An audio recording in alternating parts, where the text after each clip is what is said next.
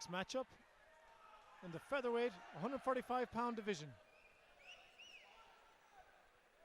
So fighting in the black and red board shots, we have Ian Turner and his opponent tonight, Gavin O'Neill, in the black and white.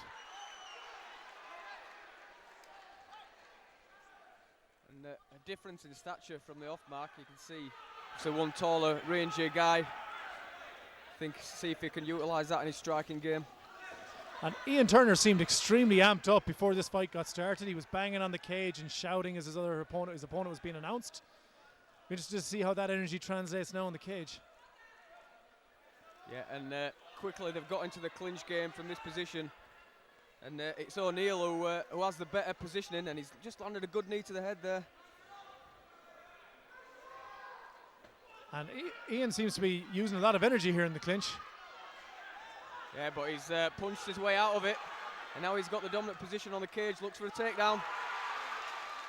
And he gets it. Some nice shots over the top there from Turner. O'Neill has got control of a hand there. Yeah, using good head positioning just to keep his man pinned to the mat there. No can openers under this rule set. But the striking seems to be relentless from Turner. He's constantly punching. He never takes a break.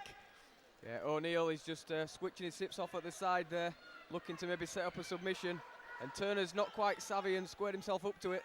It could be dangerous.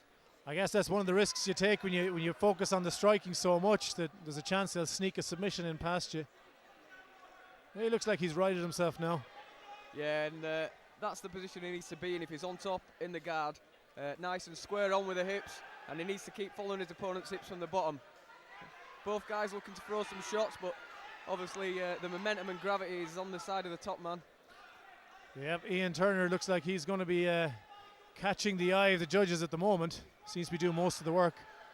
Some Sakuraba open palm slaps there from O'Neill on the bottom. Nice to see an oriental flavour here in Ulster. Looks for the armbar again. Looks like that might be tight. Turner is struggling to escape, but he's got it. A well-executed armbar there to finish the match for Gavin O'Neill. And as we noted earlier, it was that inability to square off the hips to avoid that submission, and ultimately it's got O'Neill a very slick submission victory. Ladies and gentlemen, give it up for your winner by armbar in the first round, Gavin O'Neill. Keep your applause going for his opponent, Ian Turner.